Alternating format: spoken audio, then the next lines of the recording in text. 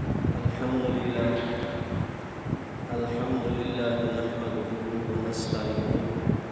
ونستغفره ونؤمن به ونتوكل عليه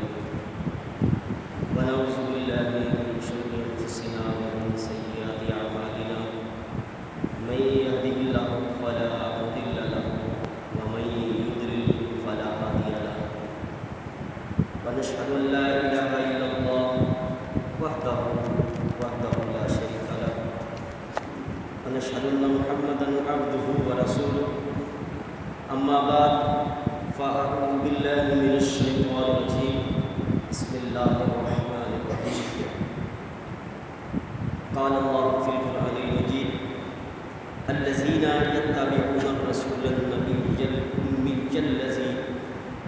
يجدونه مكتوبا عندهم في التوراة والإنجيل يأمرهم بالمعروف وينهاهم عن المنكر ويحل لهم الطيبات ويحرم عليهم الخبائث صدق الله ومولانا العظيم وصدق رسوله النبي الأمين العظيم الكريم إن الله وملائكته يصلون على النبي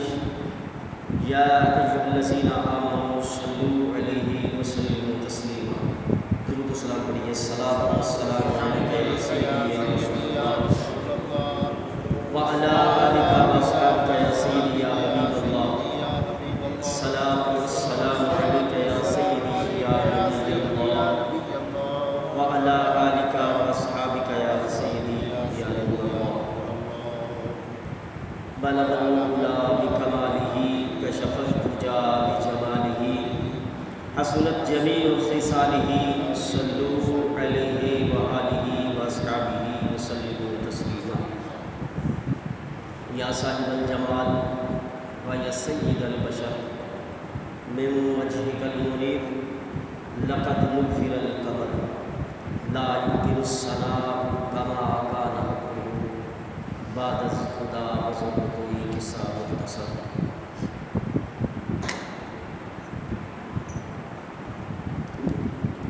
اللہ جل شانہ کی حمد و ثنا نبی آخر زمان صلی اللہ علیہ وسلم پر بے شمار درود و سلام۔ قرآن کریم فرقان حمید کی سورۃ الاعراف کی آیت نمبر 157 کا کچھ حصہ ہم نے سنا ہے، لیکن پوری آیت باقی میں نے تلاوت نہیں کی۔ اللہ جل شانہ نے ارشاد فرمایا الذین یتبعون الرسول النبی الأمی الذی یجدونہ مکتوبا عندہم فی التوراۃ والانجیل، میں کہ وہ جو اس رسول کی اتباع کریں جو غیب کی خبریں دینے والے ہیں اور امی ہیں۔ امی کا میں ترجمہ آپ نے بیان کے اندر کروں گا کہ امی کا ترجمہ کیا ہے۔ وَيَأْمُرُونَ بِالْمَعْرُوفِ، اور وہ عامر بھی ہیں، یعنی نیک چیزوں کا حکم دیتے ہیں۔ وَيَنْهَاهُمْ عَنِ الْمُنْكَرِ، اور برائی سے روکتے ہیں، برائی کو منع کرتے ہیں۔ وَيُحِلُّ لَهُمُ الطَّيِّبَاتِ، اور وہ حلال کرتے ہیں طیب کو، یعنی پاک کو حلال کرتے ہیں۔ وَيُحَرِّمُ عَلَيْهِمُ الْخَبَائِثَ، اور خباثت کو حرام کرتے ہیں۔ یہ آیت مبارکہ سورۃ الاعراف کی 157 کا حصہ ہے۔ اللہ تعالیٰ ہم سب کو قرآن کریم پڑھنے، سمجھنے اور عمل کی توفیق عطا فرمائے۔ اللہ تبارک و تعالیٰ نے اس آیت پاک کے اندر حضور علیہ السلام کی 3 صفات کا اول ذکر فرمایا ہے اور 2 حضور کی خصائص کا ذکر فرمایا ہے۔ الذین یتبعون الرسول النبی الأمی، مثال دی ہے حضور کے صحابہ کی، یہ جو اس نبی کی پیروی کرتے ہیں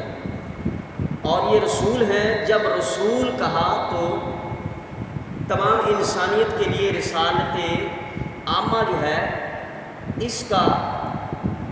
حمل جو ہے وہ حضور کی ذات پر ہوا، یعنی حضور کی ذات کے لیے اس کا متصف ہونا لازم آ گیا۔ اور جب نبی کہا تو تمام امور غیبیہ، تمام اخبار غیبیہ ان سے حضور کو متصف کر دیا کہ حضور نبی کا معنی بھی تمام عربی کی ڈکشنری لغات اٹھا کر دیکھ لیں، اس کے اندر یہی ہے، غیب کی باتیں بتانے والا۔ تو تمام غیبی امور کو اللہ جل شانہ کے پیارے محبوب علیہ السلام کی طرف نسبت کی گئی کہ تمام غیبی امور کو یہ بتلانے والے ہیں، تو غیبی امور کے ساتھ حضور کی ذات کو متصف کر دیا۔ اب تیسرا لفظ بولا امی۔ اب امی کا معنی، لغوی معنی جو ہے یہ کہ جو کسی سے نہ پڑھا ہو، جو کسی سے نہ پڑھا ہو۔ جب کوئی کسی سے نہ پڑھا ہو تو وہ کسی سے ہے، اس کا مطلب یہ نہیں کہ وہ پڑھا ہی نہیں۔ جب یہ کہا جائے نا کہ وہ پڑھا ہی نہیں تو پھر اس کے لیے لفظ امی استعمال نہیں ہوتا۔ جب یہ کہا جائے کہ وہ کسی سے نہیں پڑھا لیکن پہلے اس کی دو صفتیں آ گئی ہیں کہ وہ رسول بھی ہے اور غیب کی خبریں بھی دیتا ہے، رسالت عامہ کے ساتھ بھی متصف ہے، تو پھر اب یہاں پر امی کا معنی جو لغت میں لکھا ہوا ہے نا کہ ان پڑھ، وہ استعمال نہیں ہوگا، کیونکہ یہ حضور کی شان کے لائق ہی نہیں ہے۔ حضور کی جو شان ہے نا اس شان کے لائق لفظ لے کر آئیں، تو وہ کون لے کر آتا ہے؟ وہ بریلی کا بے تاج بادشاہ لے کے آتا ہے، وہ امام اہل سنت امام احمد رضا خان فاضل بریلوی لے کر آتا ہے، لیکن وہ اپنی جیب سے نہیں، وہ اپنے گھر سے نہیں، وہ سیدنا عبداللہ ابن عباس مفسر اول صحابی رسول ابن ام رسول ان کی تفسیر سے لے کر آتا ہے، امام فخر الدین رازی کی تفسیر سے لے کر آتا ہے، جلال الدین سیوطی کی تفسیر سے نقل کرتا ہے، ایک نہیں تمام کتب تفسیرہ، اس کے اندر یہی بات لکھی ہوئی ہے کہ کسی سے نہیں پڑھا لیکن اس کو ہے رب کی طرف سے بہت زیادہ ہے۔